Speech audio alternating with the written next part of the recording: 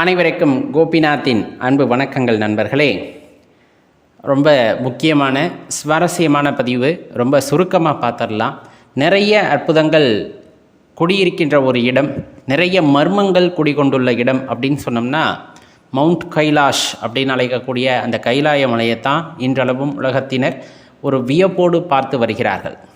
உலகத்தோட மையம் அப்படின்னு குறிப்பிடுறது அது கிட்டத்தட்ட பார்த்திங்க அப்படின்னா ஒரு பிரமிடு வடிவத்தில் இருக்கும் அப்படின்னு சொல்கிறாங்க. 4 முகங்கள் கொண்டது, அது ஒவ்வொன்றும் ஒவ்வொரு திசையை பார்த்த வண்ணம் இருக்கும் அப்படிங்கிறதுக்கு எல்லாமே ஆச்சரியப்படக்கூடிய வகையிலே இருக்கும் அப்படிங்கிறதையும் நம்ம தெரிஞ்சுக்கணும். உயரம் சுமாராக 6638 மீட்டர் உயரம் உடையது அப்படின்னு சொல்கிறாங்க. யோசிச்சு பாருங்களேன், ரொம்ப பிரமிப்பாக இருக்கும். அவ்வளவு உயரம் உடைய அந்த மலை அது தன்னகத்தே பல ஜீவ நதிகளை உற்பத்தி செய்து பல இடங்களையும் செழிப்பாக இருப்பதற்காக உதவுகிறது. அந்த சிந்து, சட்லஜ், பிரம்மபுத்திரா இந்த மாதிரி நதிகள் எல்லாம் அங்குதான் உற்பத்தி ஆகின்றன. திபெத் அப்படிங்கிற அந்த பகுதியில் இந்த நம்ம கைலாய மலை அப்படிங்கிறது இருக்கிறது.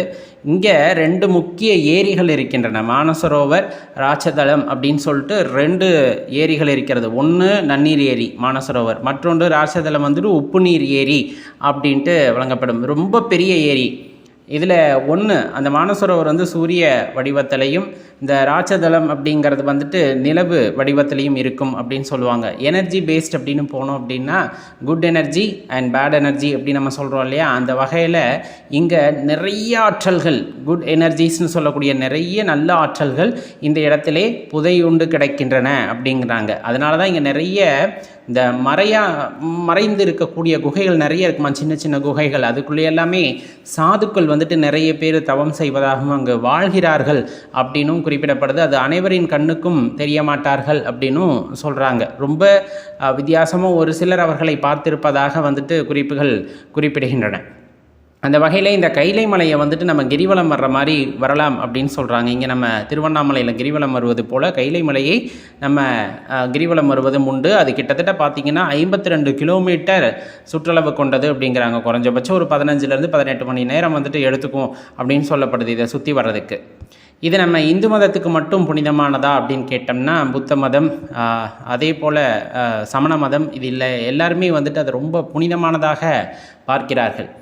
இதில் குறிப்பிட்டு சொல்லணுன்னா நம்மளை பொறுத்தளவு தேவார பாடல் பெற்ற தலங்களில், வடநாட்டு தலங்களில் இது ரொம்ப முக்கியமான தலமாக இருக்குது. விஷ்ணு புராணம் இதுதான் உலகத்தோட மையம் அப்படின்ட்டு குறிப்பிடுது.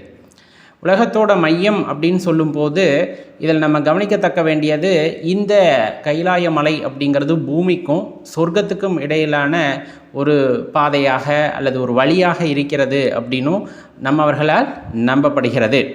இதில் ரொம்ப அமானுஷ்யமான விஷயங்கள் அப்படின்னு சொன்னோம்னா, ஏற்கனவே சொன்ன மாதிரி ரொம்ப குளிரான இடம், ரொம்ப உயரமான இடம், அந்த இடத்துக்குள்ள சாதுக்கள் வசிப்பதும், அந்த இடத்துல நிறைய ஆற்றல்கள் நம்ம சொல்கிறோம் இல்லைங்களா, ஸ்பிரிச்சுவல் எனர்ஜிஸ் அப்படின்னு, அங்கே நிறைய புதைந்து கிடப்பதாகவும், தன்னை அறிய வேண்டும் என்ற எண்ணத்தில் அந்த இடத்திற்கு செல்பவர்களுக்கு நிறைய பேத்துக்கு அதற்கான பலன் கிடைப்பதாகவும் கூறப்படும்.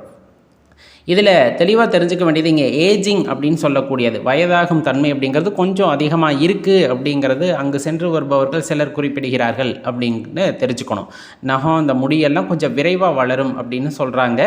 இதில் குறிப்பிட தகுந்தது, வெளியே நம்ம 2 வாரத்துக்கு ஒரு தடவை அந்த நகம் வெட்டுறோம் அப்படின்னா அங்கே ஒரு 15 மணி நேரத்துலேயே அந்த நகமெல்லாம் அந்த அளவுக்கு வளர்ந்துருது அப்படின்னு குறிப்பிடப்படும். அப்போ அங்கே ஏஜிங் அப்படிங்கிறது ஒரு மிஸ்டீரியஸ், நம்மளால் அது ஏன் அப்படின்னு தெரியாத அளவுக்கு அங்கே அந்த சீதோஷண நிலைகள், அங்கே இருக்கக்கூடிய ஆற்றல்கள் இருப்பதாக உணரப்படுகிறது. இதில் ரஷ்யாக்காரங்க அந்த ஆய்வாளர்கள் எல்லாம் குறிப்பிடுவது, இது மேன்மேடு பிரமிடு அப்படின்னு சொல்கிறாங்க. மனிதர்களால் உருவாக்கப்பட்ட பிரமிடு போன்ற ஒரு வெற்றிடம் அந்த மலை அப்படின்னு சொல்லப்படுது. அப்படின்னா அது ஆற்றல் நிறைய புதிந்து கிடக்கக்கூடிய இடம். ஒரு மனிதனால் அதை உருவாக்க முடியுமா அப்படின்னு யோசிச்சோம்னா ரொம்ப கடினம் தானே. மலை ஏறுவதற்கே ரொம்ப கடினமாக இருக்கிறது. அப்படிங்கும் போது மனிதர்களால் எப்படி இதை உருவாக்கியிருக்க முடியும் அப்படிங்கிற ஒரு வினாவும் வருது. ஆனால் அவர்கள் அறுதிட்டு கூறுவது இது மேன்மேட் பிரமிட் அப்படின்ட்டு சொல்கிறாங்க. சரி, எது எப்படி இருந்தாலும் இது 4 பக்கங்களை கொண்டது, 4 திசைகளையும் நோக்கி ஒவ்வொரு பக்கங்கள் இருக்கும் அப்படின்னு சொல்லக்கூடியது நிறைய ஆற்றல்களை ஈர்க்க வல்லது அப்படின்னு சொல்கிறாங்க. இது பனி காலத்தில் பார்த்திங்கன்னா பனி வந்துட்டு அடர்ந்து இருக்கும் பொழுது நம்முடைய பிரணவ மந்திரத்தை எடுத்து கூறும் வகையிலே அங்கே காட்சிகள் இருக்கும் அப்படின்னு சொல்லப்படுது. ரொம்ப வித்தியாசமானது பார்த்திங்கன்னா, இந்த சூரிய அஸ்தமன நேரத்தில் அந்த மலையிலிருந்து உண்டாகக்கூடிய அந்த நிழல் அப்படிங்கிறது, அந்த ஸ்வஸ்திக் அப்படின்னு நம்ம ஒரு சிம்பிள் சொல்லுவோம் இல்லையா, அந்த ஸ்வஸ்திக் சிம்பிள் வகையில் வந்துட்டு அது காணப்படும் அப்படின்னு சொல்லுவாங்க. நிறைய பேர் இமயமலைக்கு போகிறாங்க, மானசரோவர் போகிறாங்க, கைலாய விஜயம் போகிறாங்க அப்படின்லாம் கேள்விப்பட்டிருப்போம். நம்ம வாழ்க்கையிலையும் ரொம்ப முக்கியமாக போக வேண்டிய விஷயம், போக வேண்டிய இடம் அப்படின்னு சொன்னோம்னா இந்த கைலாயம். வாழ்க்கையில் ஒரு முறையாவது இந்த இடத்திற்கு நாம் சென்று வந்தோம் என்றால் அங்கே இருக்கக்கூடிய அந்த புனிதத்தை நம்மால் உணர முடியும் அப்படிங்கிறத தெரிஞ்சுக்கணும். அந்த வகையில் புனிதம் அப்படிங்கிறது அந்த மலையில் புதைந்து கிடப்பதால் தான் அதை ஏறுவதற்கு எல்லா அரசாங்கங்களும் தடை விதித்திருக்கின்றன. அதற்கு மேலே அந்த விமான போக்குவரத்து இந்த மாதிரி விஷயங்கள் எல்லாமே தடை செய்யப்பட்ட பகுதியாக அது அறிவிக்கப்பட்டிருக்கிறது. இன்னும் சொல்லப்போனால் ஆன்மீக அனுபவங்களை பெற வேண்டும், அவற்றை தரிசிக்க வேண்டும் என்று நினைப்பவர்கள் அவ்விடத்திற்கு செல்வதாக குறிப்பிடப்படுகிறது. இவ்வளவு சிறப்பு வாய்ந்த அந்த கைலாய மலைக்கு வாழ்க்கையில் ஒரு முறையாச்சு போய் பார்த்துட்டு வந்துடுங்க. நிறைய ட்ராவல் ஏஜென்சிஸ் இருக்குது. இன்னும் நிறைய பேர் ஆன்மீகயாளர்கள் வந்துட்டு அந்த மானசரோவர் அந்த கைலாய விஜயத்திற்காக அந்த கூட்டிகிட்டு போகிறாங்க. அதெல்லாம் யாருன்னு தெரிஞ்சு அவங்க மூலயமா நீங்கள் போயிட்டு வந்தீங்க அப்படின்னா அது ஒரு புதுவிதமான ஒரு அனுபவமாக உங்களுக்கு இருக்கும் என்பதில் மாற்று கருத்தில்லை. நண்பர்களே, மறக்காமல் இந்த பதிவு உங்கள் நண்பர்களோடையும் பகிர்ந்துக்குங்க. நன்றி, வணக்கம்.